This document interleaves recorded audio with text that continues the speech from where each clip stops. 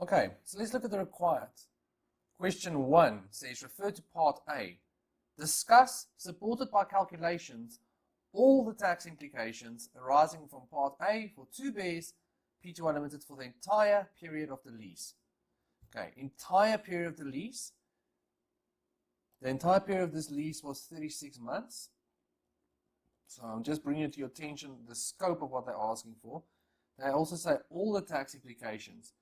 So that means it's income tax, VAT, donations tax, CGT, I suppose, etc. Whatever that might be. I'm just trying to tell you to consider all taxes. You should also specifically indicate the amounts that will be added to or deducted from taxable income for the 2020 year of assessment. Okay, so that's just an additional requirement. Assume that the lease of the labeling machine was an installment credit agreement as defined, and your answer should include adequate explanations or references to the Act. Okay, now, if we go back to this question, Part A, we now know it's an installment credit agreement. Now, the solution, I think, is fairly obviously set out. I'm going to talk about the solution now, but let's do it just in the form of a little bit more calculation-wise, a little bit quicker. Right, so let's first start talking about the VAT. This is an installment credit agreement in terms of the VAT Act. So the timing rule for that is the earlier of delivery or payment. And they give you those dates. Payment is basically 6 months later. And I think the delivery is on the 1st of July.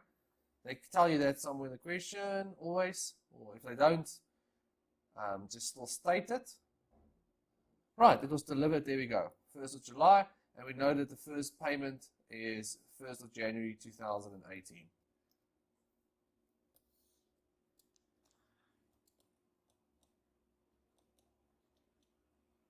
Sorry, not 1st of July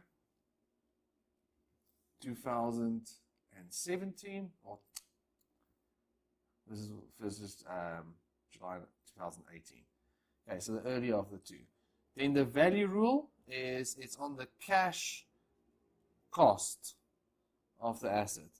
The asset's cash cost 373,750. We've already done the calculation here. So the VAT is 48750.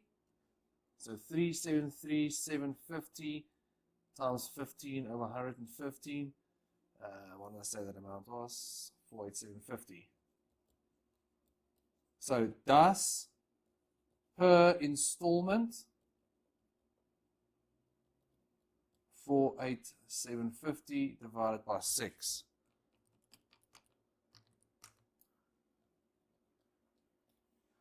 Okay. Now, in this question, there's obviously other things in here, like the insurance. You can claim the VAT on the insurance. I'm not going to talk about that now, but you can claim the VAT on the insurance. Okay. Now, let's look at the income tax.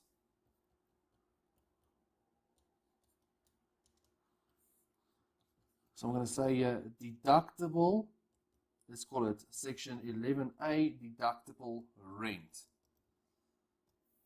Each installment is 93170.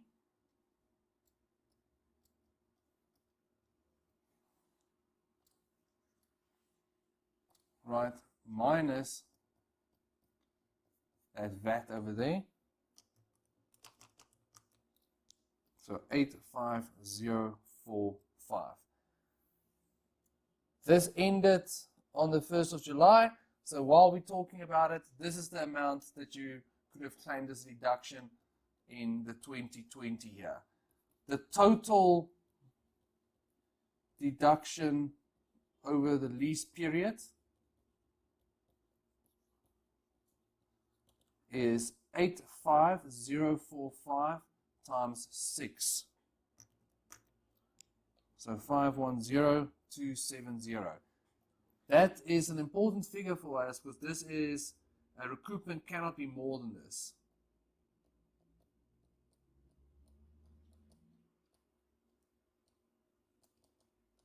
cannot exceed this is probably a better term to use, but what are you going to do? Now we've got it on the screen. Right, so guys, every year, every month, or every time they made a payment, they could claim that amount as a deduction. This is the total they would claim over the 6 periods, over the 3 years. Okay, now, at the end of the lease,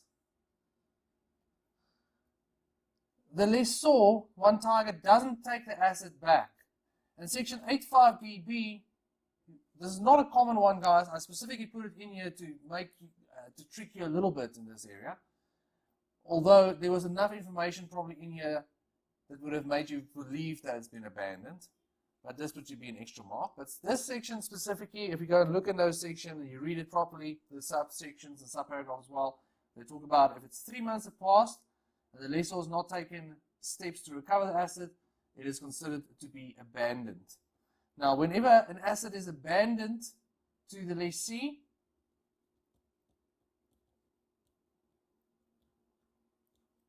then the recoupment is calculated as the fair market value of the asset. Now, what is the fair market value of the asset? Now, remember, there's 2 ways.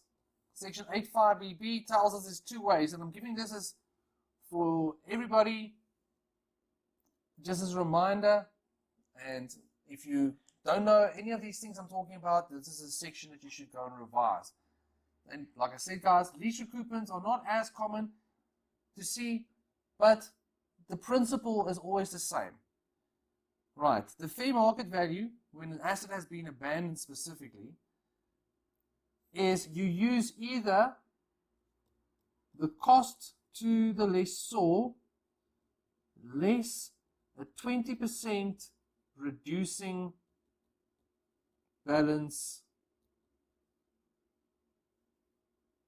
depreciation, or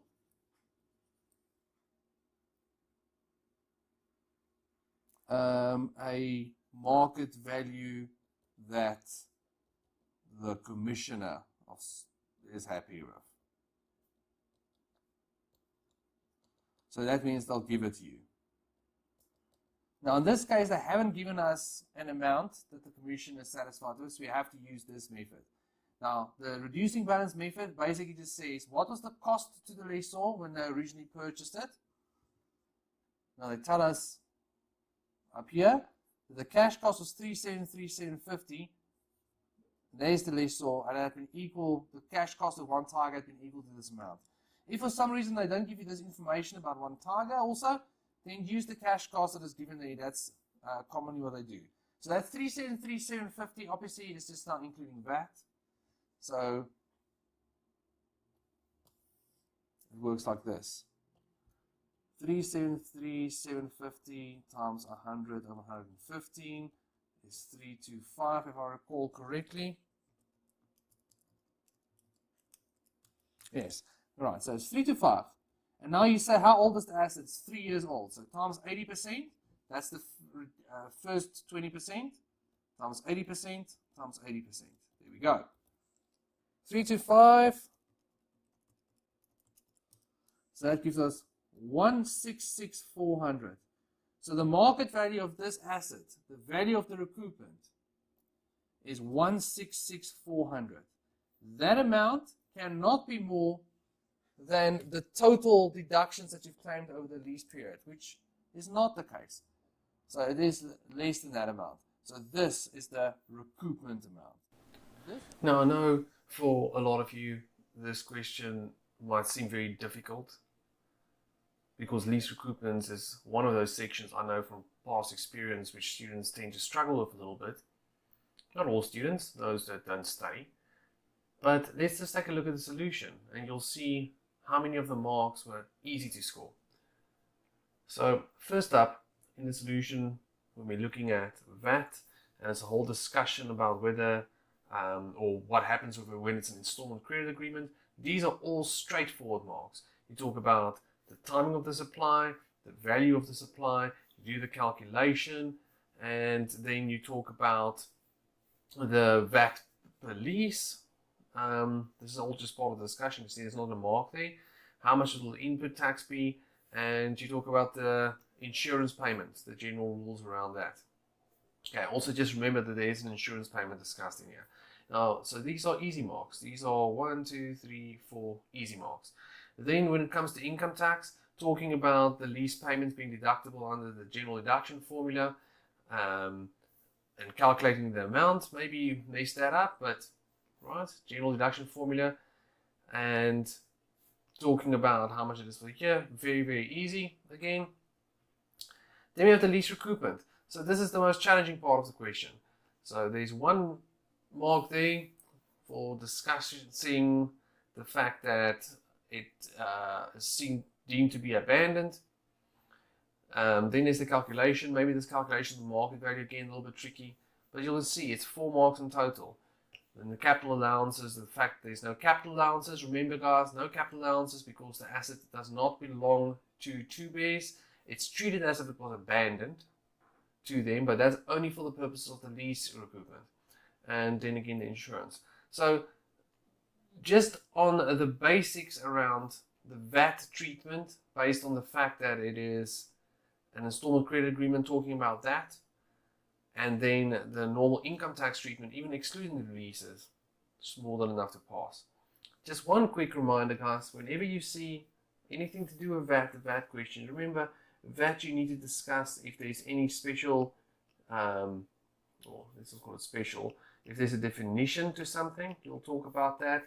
You'll talk about the fact, the value rule, the timing rule, and then any other special rules that might apply. I suppose one extra thing that you can also put in there is maybe consider there's a deemed supply, like for example, insurance payments, if you receive an insurance payment. So usually just think about it in terms of these headings. Those are all the things that you've studied. For each VAT transaction, you need to be able to consider that. Question 2, refer to Part B. You are required to discuss all the tax implications for Excel High for 2020, and your answer should include explanations or references to the Act, where appropriate and as necessary. Okay, so remember now what happened here. So we've got this company, Excel High, the high school company.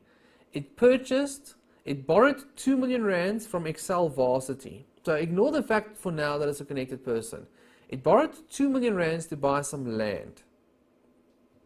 Then things went wrong, and a couple of years later, the creditor agreed to write off 1.5 million of that 2 million rands loan. If Excel High, our taxpayer, pays the 500,000 rands and the interest which is owing. So let's just talk about that for now. Okay. They also want us to discuss all the tax implications. So the first thing I want to just quickly talk about is let's talk about donations tax. Or let's first talk about VAT. First, what you need to see about VAT is Excel High is VAT exempt, so there's no VAT implications. You'll state that. Donations tax. These are companies in the same group of companies.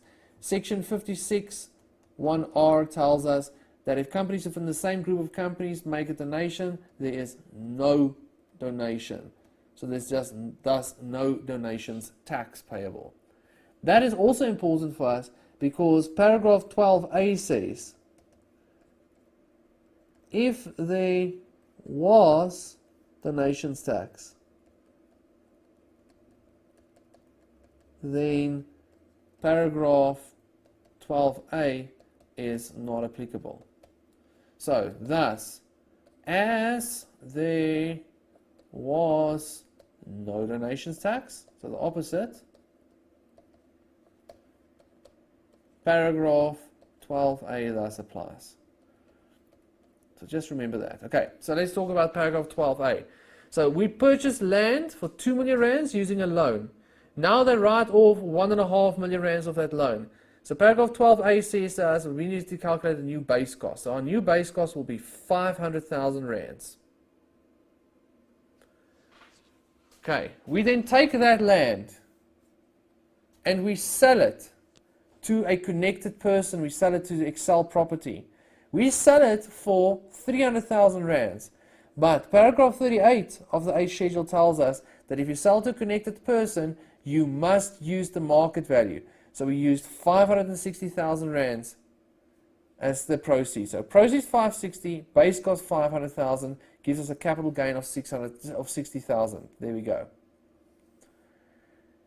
Right. We then have the school hall. The school hall we built for 450,000 rands, including VAT. We can't claim the VAT, so we use 450,000 as our base cost. We now sell it for 300,000 rands, but because paragraph 38 needs to apply, we have to use the market value. So sold for 425, we have base cost of 450,000, there's a capital loss. Because we sold this to a connected person, you can't claim that capital loss.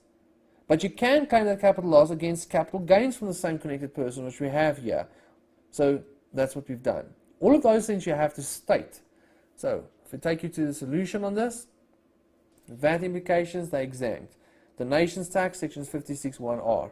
Interest expense, you can claim it. Or you can't claim it, sorry, because it was never used in the production.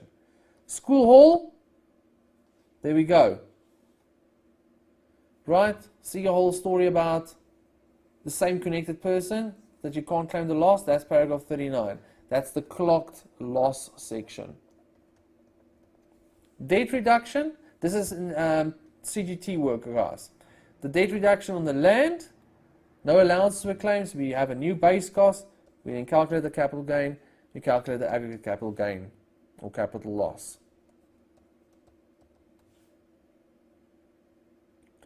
Alright guys, and that is it for the first two questions. In the next recording, we'll do part C.